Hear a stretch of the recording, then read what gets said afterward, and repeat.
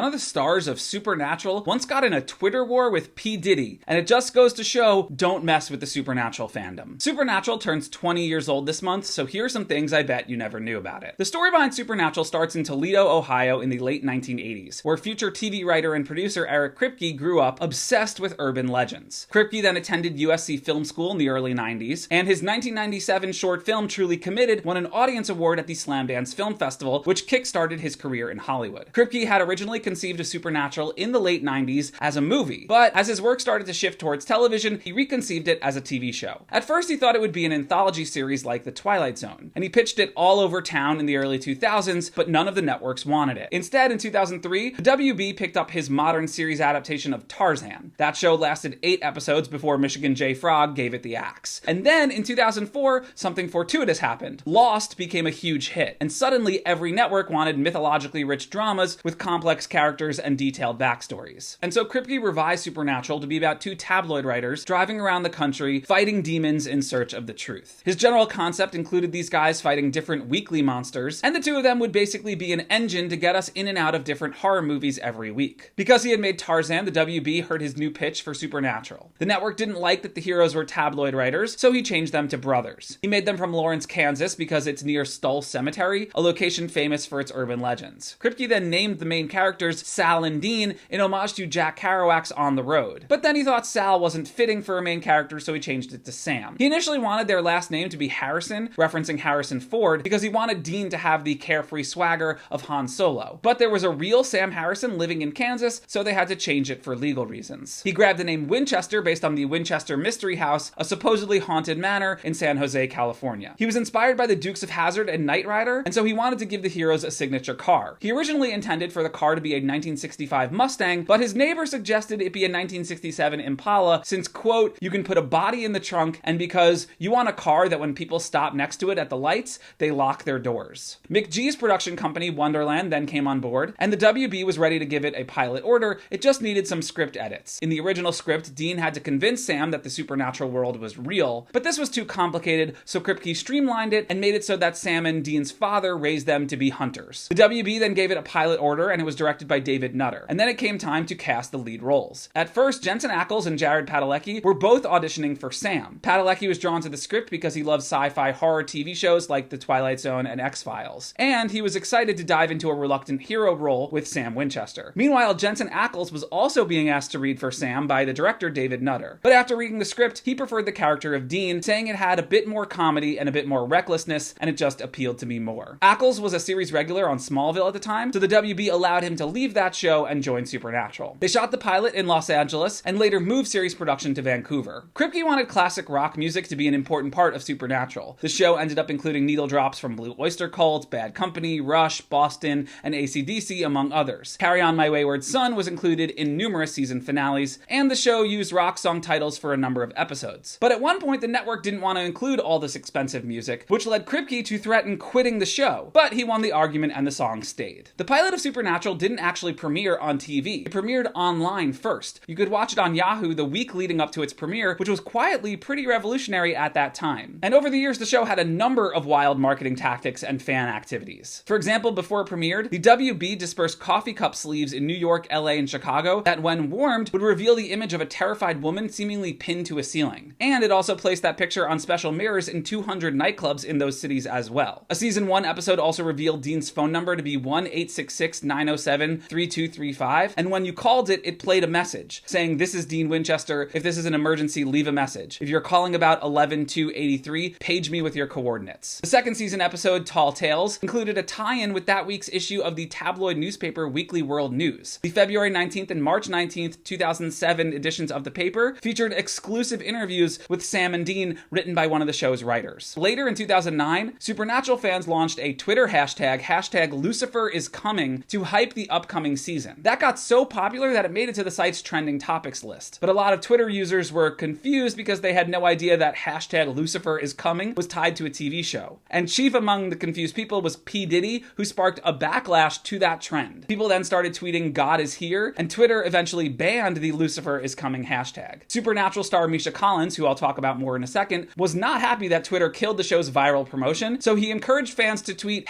#P. Diddy is scared of his TV, which also ended up up being banned by Twitter. Anyway, back in 2005, Supernatural made its TV debut on the WB on September 13th. The first episode was watched by 5.69 million people and had strong numbers in the 18 to 49 demo, which was good by the WB standards, so after 4 episodes, it was picked up for a full season. Reviews were mixed to good. Season 1 has an 87% on Rotten Tomatoes and a 59 on Metacritic. Unfortunately, over the years, the show only received 3 Emmy nominations, 1 for music composition and 2 for sound editing, but it didn't win any of those awards. During season 1, the writers noticed Ackles and Padalecki's amazing chemistry, so rather than focus on weekly monsters, the show became much more about the brothers' relationship, their journey, and their character mythos. Over the course of the first season, the show averaged 3.81 million viewers an episode. The WB then became the CW in 2006, and there was concern that Supernatural would be canceled. Actually, over the course of its first 3 years, Supernatural was on the bubble, and it could have been canceled at any moment. As we know now, the opposite happened. Over the entire course of its run, Supernatural maintained 2 to 3 million viewers on average, showing that it had a dedicated fan base, and that made it profitable for the CW. Eric Kripke had initially envisioned 3 seasons of the show. He later expanded his plan to 5 seasons, and fans were worried that the show would end after season 5, but instead the show went on, and Kripke handed over the reins to other writers. Sarah Gamble took over as showrunner in season 6, followed by Jeremy Carver starting season 8, and Robert Singer and Andrew Dabb at season 12. Supernatural saw a number of rotating, recurring, and guest star actors over the years, but none made more of an impact than Misha Collins. Collins first joined the show in the season 4 premiere, and he was only supposed to have a 6-episode story arc, but the character was so successful and fans loved him so much that he became a series regular in season 5 and remained a fixture on the show till the very end, which by the way was a supernaturally long time. Supernatural ran 15 seasons total, spanning 327 episodes, and after 11 seasons, it became the longest-running American live-action fantasy series. Ackles and Padalecki appeared in every single episode, though there was one episode where Ackles played a different character, which means that Sam is the only character in every episode. The season finale aired on November 19th, 2020, just 5 years ago. A large part of Supernatural's success was its strength on streaming. The CW licensed the show to Netflix in the late 2010s, and it became a huge hit on the burgeoning streaming platform. By 2020, it was the 6th most watched acquired title on streaming in the US. Netflix viewers spent 20.3 billion minutes watching Supernatural in 2020. And it's hard to overstate just how strong the Supernatural fandom is, and how it fueled an entire universe on and off screen with some pretty big impacts. There's a Supernatural role-playing game, a number of official companion guides, a whole expanded universe as covered in several comic books and more than a dozen novels. It spawned a web series spin-off Ghostfacers in 2008, an anime adaptation in 2011, and one season of a CW spin-off series called The Winchesters about Sam and Dean's parents in 2022. Also in 2022, Supernatural actors Rob Benedict and Richard Speight Jr. launched a rewatch podcast. Ackles and Padalecki appeared on the pod's first 2 episodes. The first fan conventions dedicated to Supernatural started in 2006 and 2007, and they're still going strong today. In 2018, the mayor of Austin, Texas, declared June 23rd Supernatural Day in the city, as Jensen Ackles and Jared Padalecki are both Austin residents. But maybe its strangest legacy is how Supernatural led to a new genre of erotic fiction. As with any major fandom, it had its own subculture of fanfiction writers, and one popular strain of Supernatural fanfic was known as Wincest, which imagined the 2 brothers as lovers. Those writings eventually evolved into the Omegaverse, a subgenre of erotic fanfiction and speculative erotic fiction that applied wolf-like social structures to sexual behaviors. According to the New York Times, in the Supernatural fanfictions, one character would be the dominant alpha male, and the other man would be a feminized omega, often with the ability to become impregnated, a trope known as mpreg. Canine and then lupine sex stuff got mixed in. And I bet you didn't know that about Supernatural. Thanks for watching this deep dive. If you've made it to the end of the video, drop a not moose in the comments. For more movie and TV histories, head to the attached playlist, and for the latest pop culture news, you can subscribe to my newsletter.